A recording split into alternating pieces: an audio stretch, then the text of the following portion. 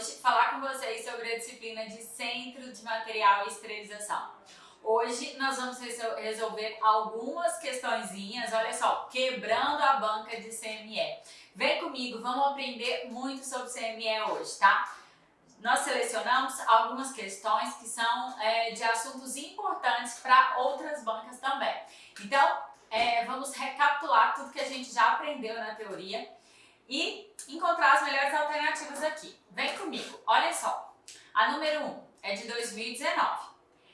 A Central de Material e Esterilização é uma unidade funcional destinada ao processamento de produtos para a saúde e dos serviços de saúde, sendo classificada em CME Classe 1 e CME Classe 2, pela Anvisa em 2012.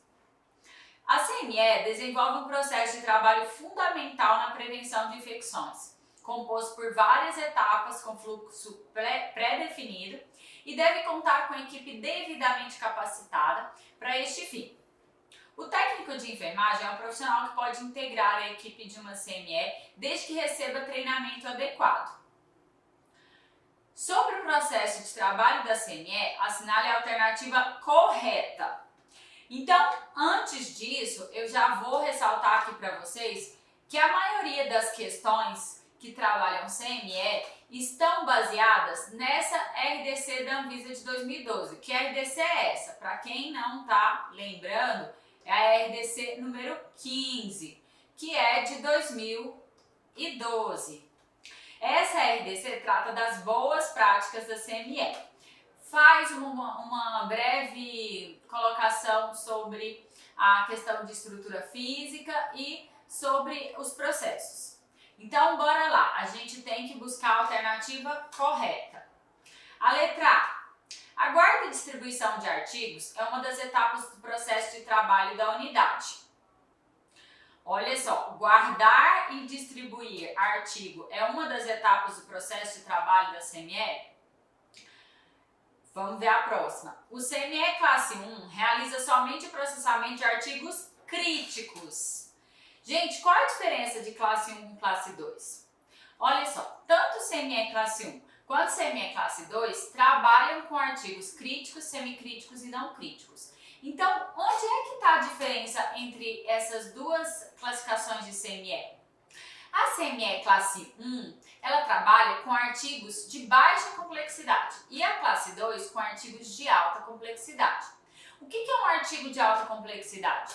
É um artigo cheio de entranhas, é um artigo que tem lumen cego, artigos de difícil limpeza, são artigos mais complexos. Daí eu falo que esses são classificados como materiais de alta complexidade e geralmente eles estão presentes na CME de Classe 2.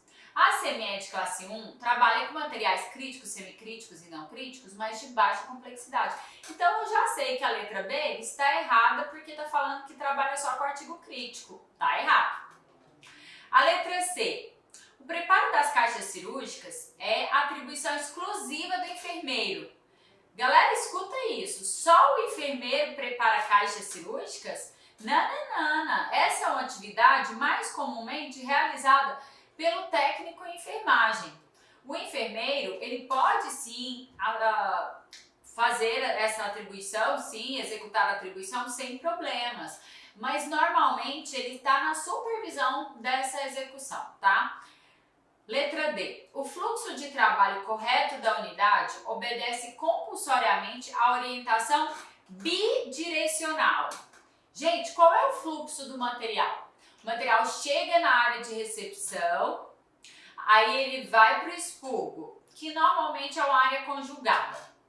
Na área de expurgo ele passa pelo processo de limpeza e já inicia o processo de secagem, chegando na área de preparo. A maioria das vezes o processo de secagem ele é executado até assim de uma forma mais rigorosa na área de preparo, onde eu vou escolher o invólucro adequado, fazer conferência de funcionalidade, de limpeza, de quantitativo de itens, e esse é o preparo.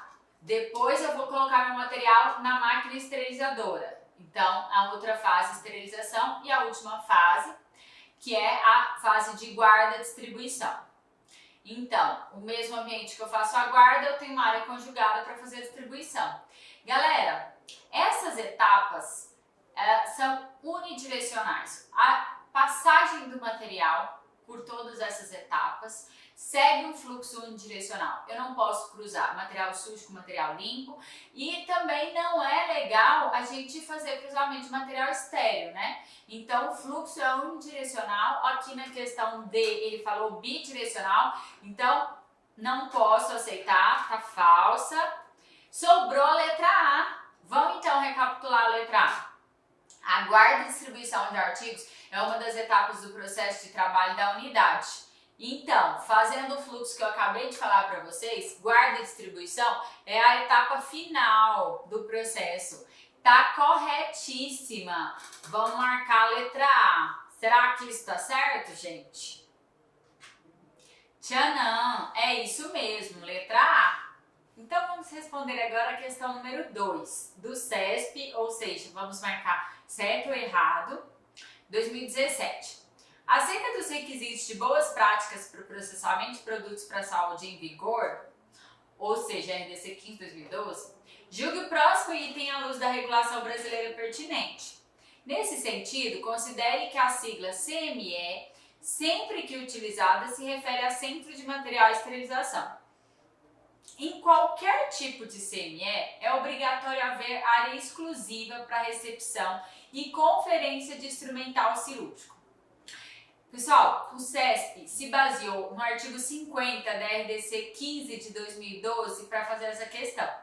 Lá está explícito que a CME classe 2 deve ter área exclusiva para recepção e expurgo de materiais para fazer essa conferência, né, ali na área de expurgo. Então, obrigatoriamente na CME classe 2, que trabalha com materiais de alta complexidade, deve ter uma área separada para o profissional conferir todos os itens dos instrumentais. Na RDC 50, ele ressalta lá que essa obrigatoriedade, área exclusiva para isso, é da CME classe 2. E ele não obriga nem desobriga a CME classe 1, tá bom? Então, corre lá na RDC 15/2012, dá uma olhadinha no artigo 50 para vocês entenderem. Na 1, ele não obrigou e nem desobrigou. Ele ressalta que a 2 precisa fazer recepção e conferência desse material numa área exclusiva, tá? Então, a alternativa está errada, porque ele falou qualquer tipo e, na verdade, ele está pedindo essa exclusividade no artigo 50 somente para a CME classe 2. É isso, vamos ver a próxima? Sobre as medidas de biossegurança em centro de material de esterilização, CME, é correto afirmar que: letra A temperatura ambiente deve estar entre 22 e 25 graus Celsius. Letra B. Na sala de recepção e limpeza, o protetor facial não pode substituir o uso de máscara e óculos. Gente, o protetor facial, ele pode sim substituir o uso de máscara e óculos, tá? Só que agora eu quero fazer uma ressalva. Em 2020, não é o ano dessa prova, a gente teve uma particularidade que foi a questão da pandemia do Covid-19. Desde então, foi estabelecido no início da pandemia que os profissionais do expurgo que trabalham com os materiais de maior possibilidade para a transmissão da Covid-19 usem a máscara N95. Então, dentro do expurgo, obrigatoriamente, o profissional em 2020, participando dessa pandemia, ele precisa utilizar a N95, tá? Mas eu preciso ressaltar que em 2017 a gente não tinha essa preocupação toda, né? Não se utilizava a N95, a gente utilizava a máscara cirúrgica comum. E no caso do protetor facial, a gente liberava o uso dessas máscaras.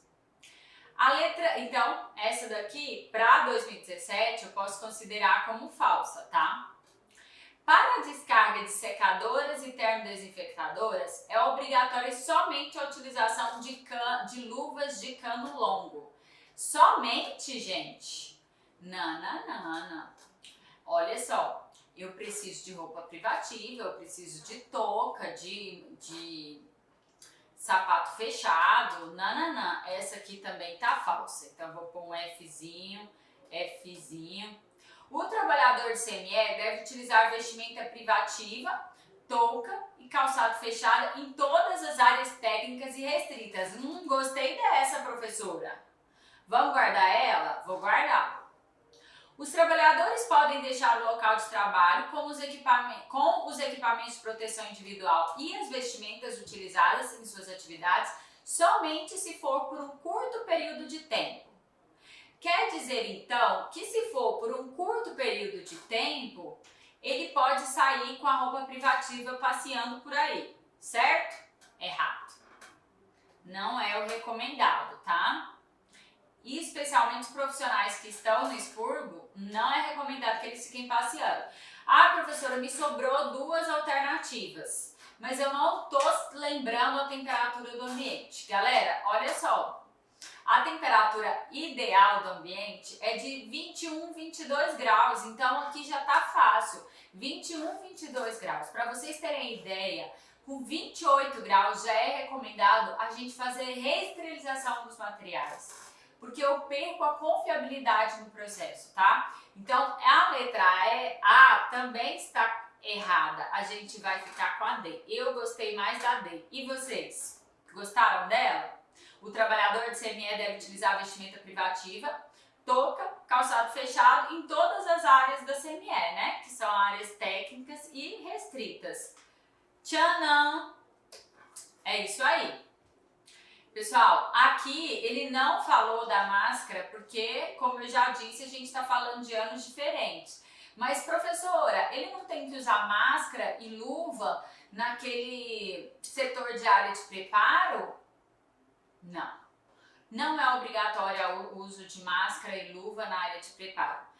Neste momento de pandemia, a gente pode pensar diferente, né? Que na pandemia eu tenho uma preocupação maior em relação ao uso de máscaras e luvas. Mas neste momento, tá tudo diferente. Aí ele teria que citar na prova algo desse tipo, tá? Mas aqui não foi citado. Então a minha preocupação é com roupa privativa, touca e sapato fechado. Bora mais uma. Na central de material e esterilização, os testes biológicos consideram todos os parâmetros de esterilização. A esterilização monitorada por indicadores biológicos utiliza monitores e parâmetros críticos, tais como... Gente, esses indicadores e monitores multiparâmetros, o que eles avaliam? Vamos recapitular isso daí?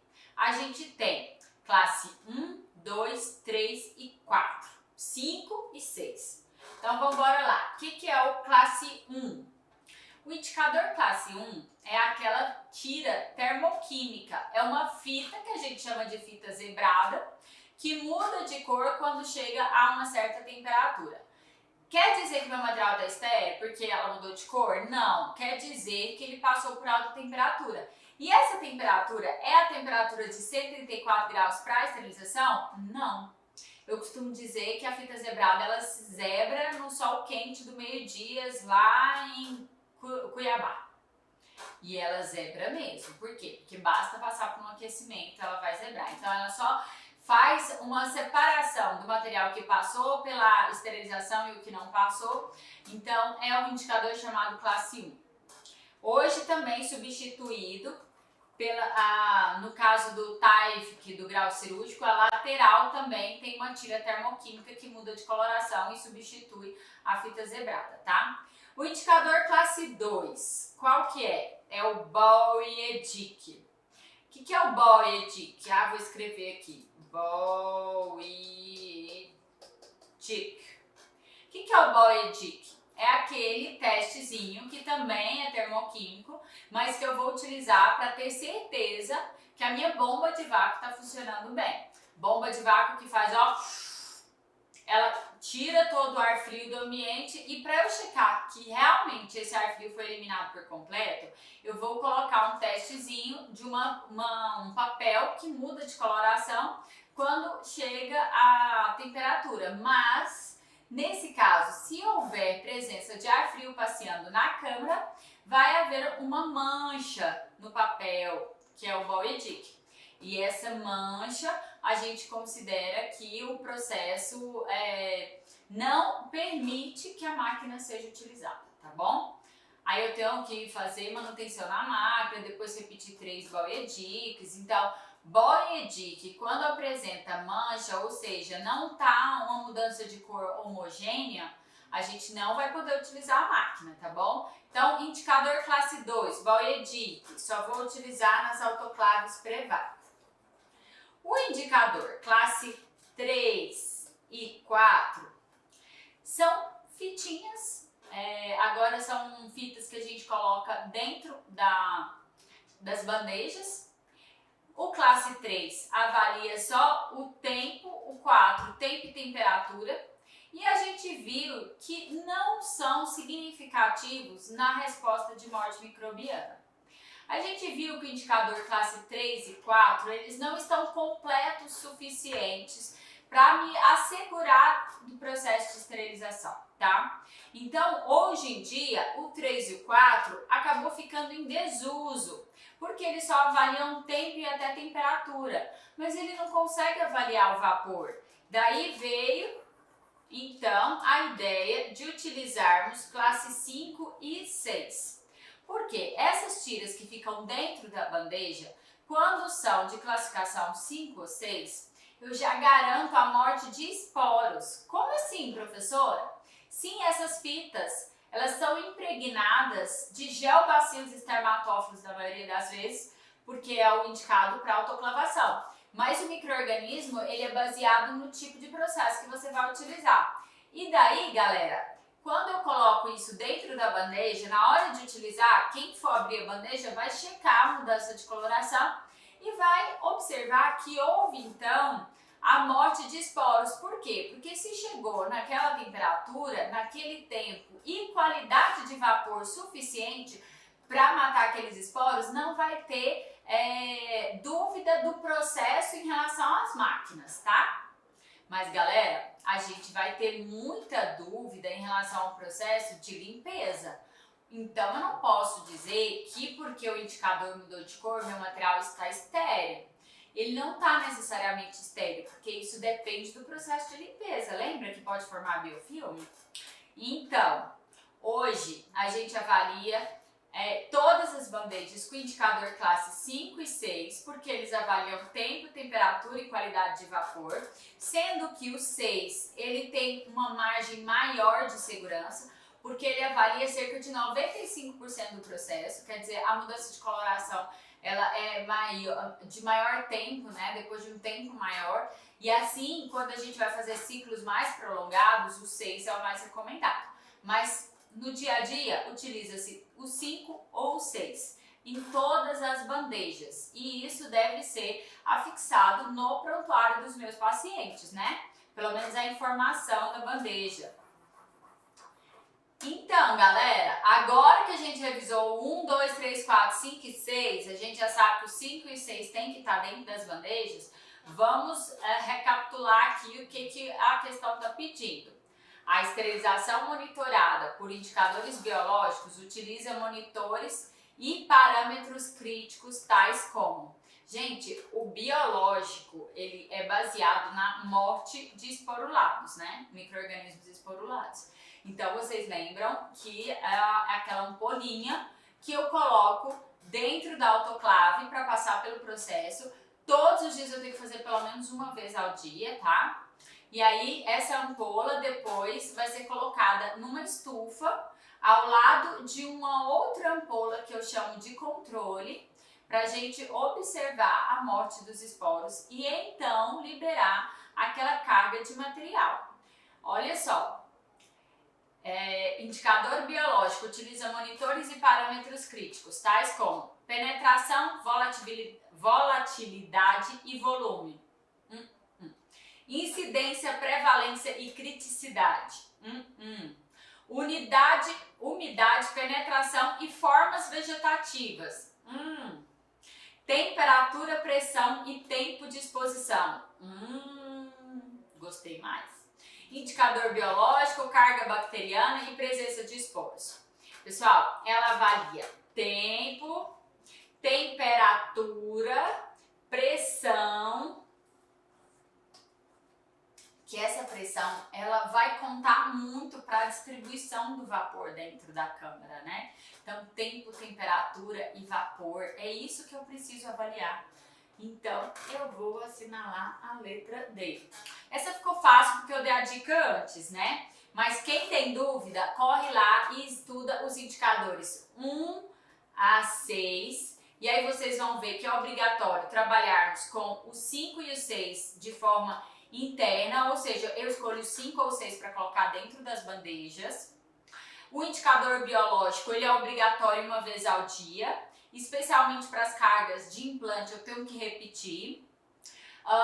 O indicador classe 1, ele é indicado mais para a gente separar material que já passou pelo processo ou que não passou pelo processo. O 2 é o BioED, que eu só faço nas autoclaves pré-vácuo e eu tenho que fazer uma vez ao dia no primeiro ciclo do dia. Então, se você tem dúvida nesse assunto, corre lá e dá uma estudadinha nesses indicadores todos. Então, são 6 mais o biológico, tá? Bora mais uma. A questão número 5, ela diz que, segundo as definições estabelecidas na legislação sobre centro de material de esterilização, é correto afirmar que são produtos que entram em contato com a pele não íntegra ou mucosas íntegras colonizadas. Gente, olha só, ele está falando daquela classificação de Spalding, que fala de crítico, semicrítico e não crítico. Ele está falando de produtos que entram em contato com a pele não íntegra ou com mucosas íntegras. Ele ainda deixou a dica, são mucosas colonizadas. Então, pessoal, artigo não crítico, ele entra em contato com pele íntegra. Lesionou a pele, ele pula um estágio à frente. O artigo crítico, ele tem contato com através do tecido subepitelial. Ele tem contato com o chamado tecido estéreo. O que sobrou aqui? Sobrou o semicrítico. Se o não crítico é pele íntegra, lesionou a pele e passou a ser semicrítico. Todo material que penetra naquelas vias de namoro que a gente sempre fala, a gente classifica como semicrítico. Aqui ele está pedindo quais são os materiais que entram em contato com pele não íntegra ou mucosas íntegras colonizadas. São, letra A, os produtos para a saúde passíveis de processamento. Letra B, produtos para a saúde crítico de conformação complexa. Letra C, produtos para a saúde críticos. Letra D, produtos para a saúde não críticos. Letra E, produtos para a saúde semicríticos. Galera, quem já assistiu minhas aulas e está acostumado a falar das mucosas de namoro, vou colocar aqui um coraçãozinho, vocês não vão ter dificuldade para responder, né? Porque falou de mucosa colonizada, eu já lembro das vias de namoro, né? Lembra de todas as etapas do processo, desde o cheirinho no cangote, quando você escuta aquelas palavras sedutoras, e aí vamos pensar no beijo da boca, aí na penetração, na frente e atrás, tudo isso é via de namoro. Penetrou nas vias de namoro é classificado como semicrítico. Toda via de namoro é mucosa e são mucosas colonizadas, tá? Então, número 5, letra E. Será? É isso aí, letra E. Essa daqui já foi direto mostrando a resposta para vocês, hein? Tá demais, mas não tem nada não. Vamos ler. Julgue o item que segue acerca do centro cirúrgico, sala de recuperação e centro de material de esterilização. Desculpa. A equipe cirúrgica é constituída por paciente, anestesiologista, físico médico, enfermeiros, administradores hospitalares, cirurgião e pessoal técnico. Como assim, pessoal? Será que a equipe cirúrgica é constituída de administradores hospitalares? É constituída de físico médico? Não, não é bem assim, né, gente? A equipe cirúrgica normalmente é o cirurgião, auxiliar de cirurgião, né? Cirurgião-chefe, cirurgião auxiliar, anestesiologista, circulante, instrumentador e às vezes o auxiliar de anestesia, né? Então, fechou, está errado. Essa eu tenho certeza que vocês não teriam dúvida, né? Então a gente deu uma esquivada aqui, falou um pouco mais de centro cirúrgico. Bora mais uma. A resolução da diretoria colegiada de 15 de 2012 dispõe sobre os requisitos de boas práticas para o processamento de produtos para a saúde e dá outras providências. Acerca do Centro de Materiais de Esterilização e o processamento de produtos, é correto afirmar que, letra A, o processamento de produtos deve seguir um fluxo bidirecional, sempre da área limpa para a área suja. Quando ele fala bi, gente, ele está falando que tem mais de uma possibilidade, pelo menos duas possibilidades de fazer o fluxo da CME. E isso está errado, porque desde a RDC 50 de 2002 aprendemos que o fluxo tem que ser unidirecional. E a RDC 15 de 2012 reafirma isso, tá? Então a letra A está errada. Vamos ver a B. O serviço de saúde não é responsável pela segurança do processamento dos produtos para a saúde quando realizado por empresa processadora por ele contratada. Gente, olha só a dor de cabeça do enfermeiro. Ele é responsável, sim, pelo material que está sendo esterilizado em uma empresa que contrataram para fazer a esterilização.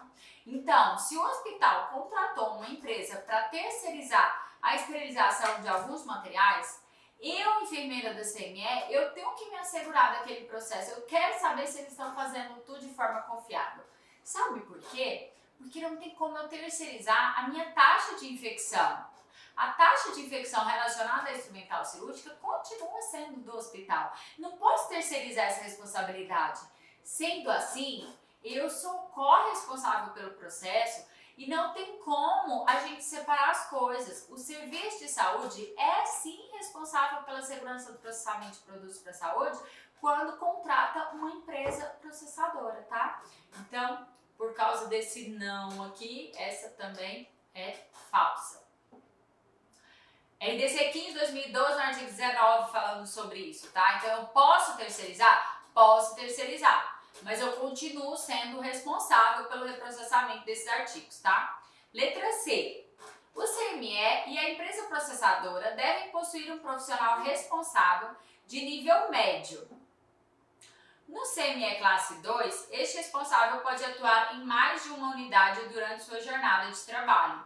Olha só, gente, está falando que o CME deve possuir um profissional de nível médio como responsável. E está falando que no classe 2 ele pode estar atuando em mais de uma área. Galera, graças a Deus, hoje em dia isso não é permitido mais.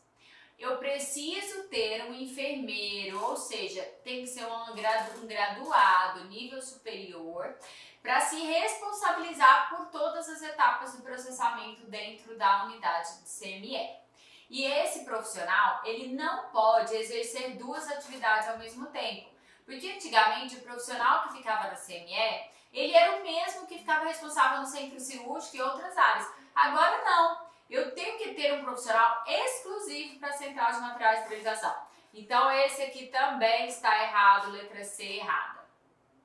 A letra D. O trabalhador da CME e da empresa processadora deve utilizar vestimenta privativa, touca e calçado fechado em todas as áreas técnicas e restritas. Ah, agora sim eu gostei. Letra D.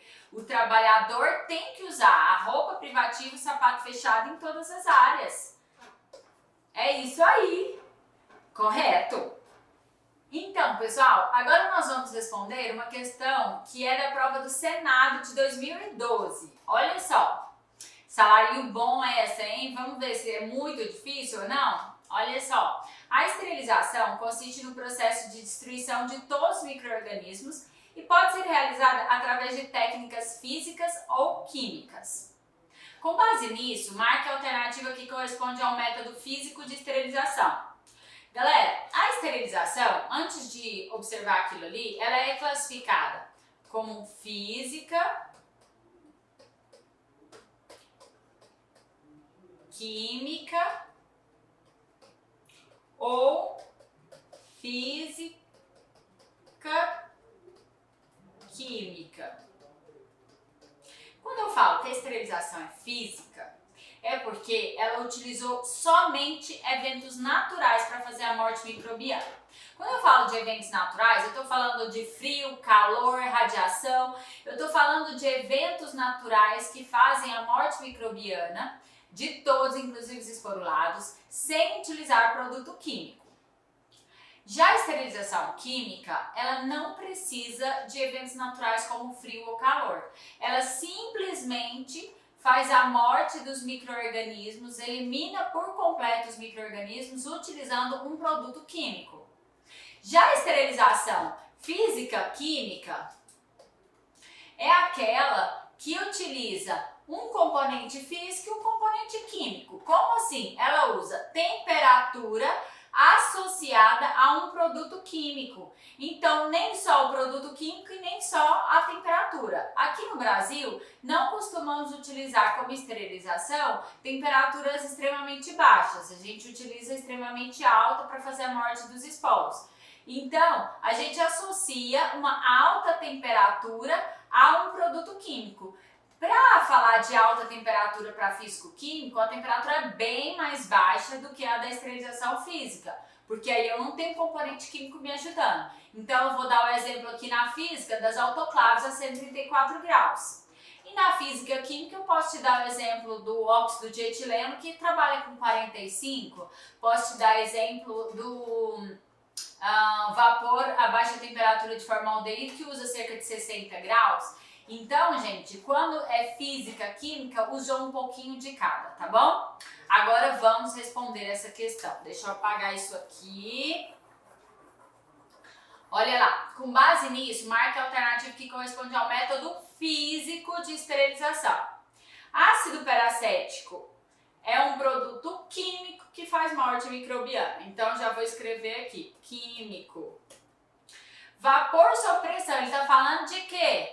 Ele está falando de autoclave. A autoclavação faz esterilização com vapor saturado sob pressão, utilizando temperatura de cerca de 134 graus por 3 minutos e meio a 4 minutos. Isso é físico, gente. O que faz a morte microbiana é a alta temperatura. É um evento totalmente físico, tá? Eu só uso água e vapor saturado aqui. Esse é físico. Glutaraldeída 2%. Ele só falou o nome do produto químico, tá fácil, né? Porque glutaral é um produto químico, então esterilização química. Centrifugação não entra aqui, porque não necessariamente é um processo de esterilização.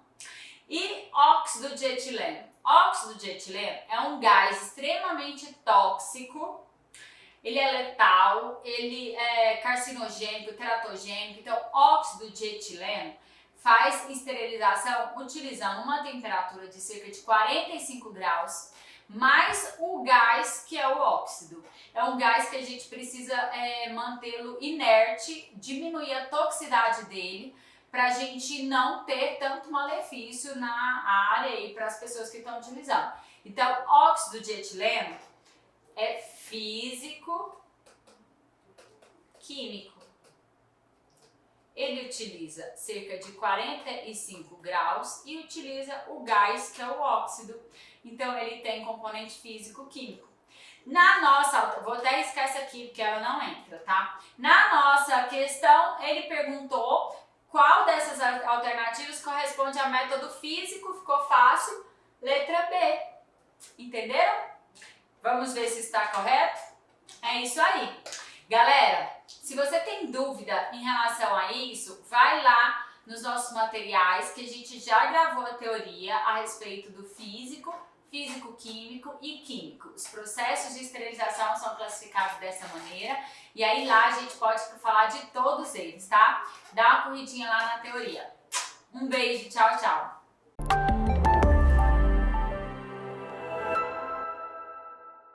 Olá pessoal, eu sou a professora Lorena Raizama e vim aqui responder algumas questões do Senado Federal na disciplina de enfermagem cirúrgica.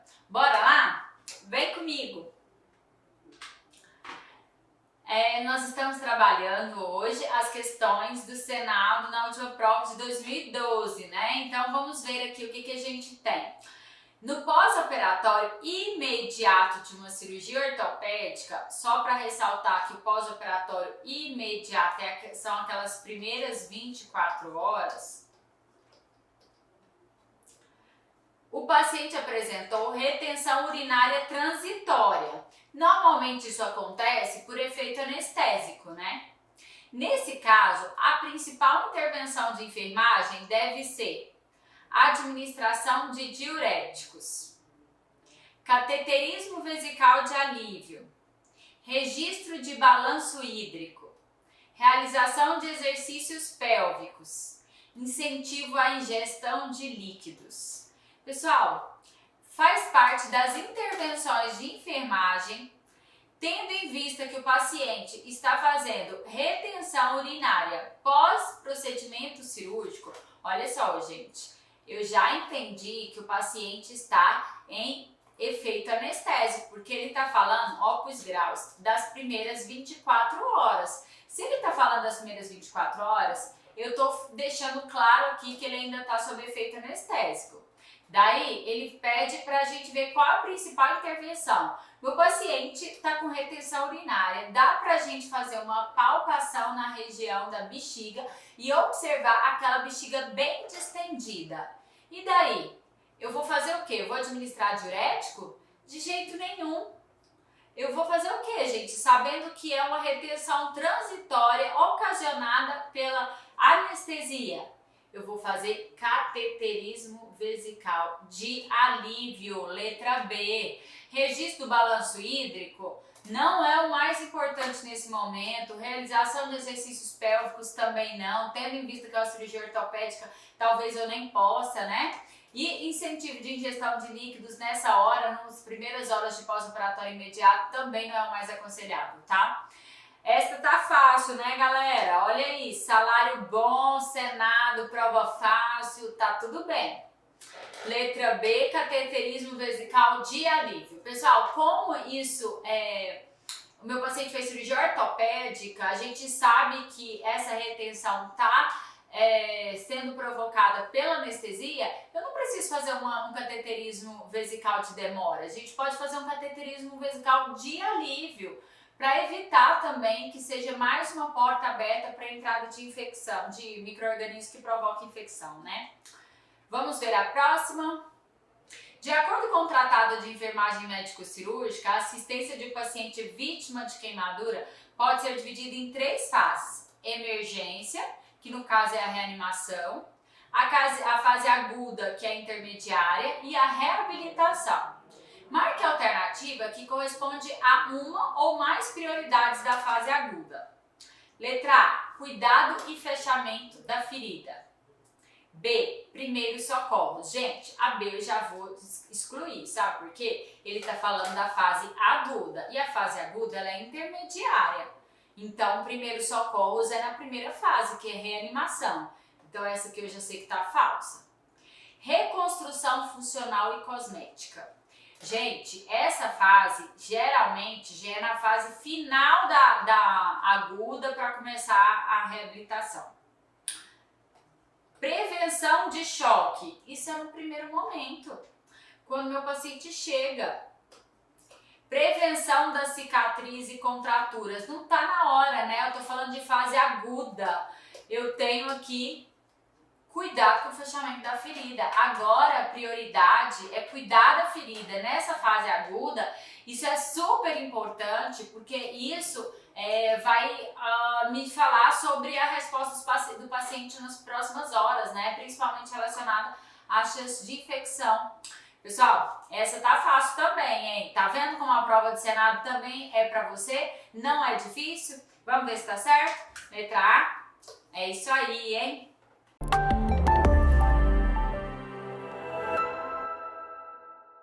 Olá, pessoal. Eu sou a professora Lorena Aizama e vou resolver uma questãozinha de hemovigilância que apareceu lá na prova do Senado Federal. A nossa última prova foi de 2012 e vamos ver o que eles estavam falando sobre hemovigilância? Vem comigo!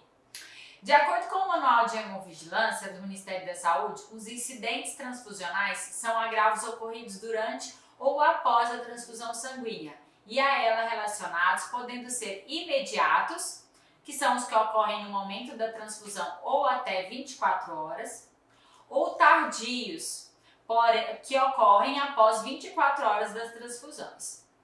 As reações alérgicas são consideradas incidentes transfusionais imediatos e são divididas em 3 estágios: as leves, moderadas e graves, conforme a intensidade das manifestações clínicas.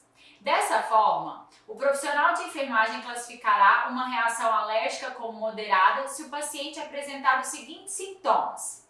Então vamos avaliar isso aqui. Ele está falando de reação alérgica moderada. Bora lá! Edema de glote, edema de Klicken, broncoespasmos. Essa é a letra A. A letra B fala de prurido, urticária e púrpuras trombocitopênicas. Gente, não é comum a gente observar numa reação alérgica a presença de púrpuras. A gente percebe a presença de pápulas. E para piorar, ele colocou algo mais acentuado, né? Que são aquelas com alteração de plaquetas, com queda de plaquetas. Então, eu já posso eliminar essa daqui. A letra C fala febre, tudo bem, choque anafilático e hemólise extravascular. Essa aqui é a descrição de complicações hemolíticas, não complicações alérgicas, tá? Quem conhece o manual de hemovigilância vai ver que tá bem claro lá sobre essas complicações, quais são os sintomas de cada uma. E quando eu falo de complicação alérgica, não é comum observarmos a presença de hemólise. Tanto a intravascular quanto a extravascular, elas são comuns nas reações hemolíticas, tá bom? Então, essa aqui também tá falsa. Hemólise intravascular, de novo, pruridos e placas eritematosas. De novo, ele tá falando de hemólise que não entra como complicação alérgica, tá? Cólica abdominal, choque e edema pulmonar. Temos sim complicações que levam à formação de edema, de choque e cólica. Não é comum a complicação de alergias, tá? A gente tá focando nas complicações de alergias moderadas. Então, olha só, pessoal, lá no manual de hemovigilância, ele destaca quais são as principais complicações e os sinais e sintomas de cada uma delas. E você vai ver que está bem explícito lá que o edema de glote é possível, porque ele fala das complicações respiratórias. O edema de Quick, para quem não se lembra, é aquele que provoca edema especialmente na boca, no nariz, nas mãos, nas pontas dos dedos. É comum o paciente apresentar essa urticária acentuada, né? Com edema acentuado nessas regiões. Boca, olho e broncoespasmos, que também entram como reações alérgicas, tá? Pessoal, essa não tá difícil, ficou sendo a letra A. E a dica é, dá uma olhadinha no manual de hemovigilância, separando quais são as principais complicações e linkando com os sinais e sintomas de cada uma delas, tá? A resposta correta, então, é a letra A, será? É isso mesmo, galera. Espero que vocês tenham acertado. Um beijo e até mais.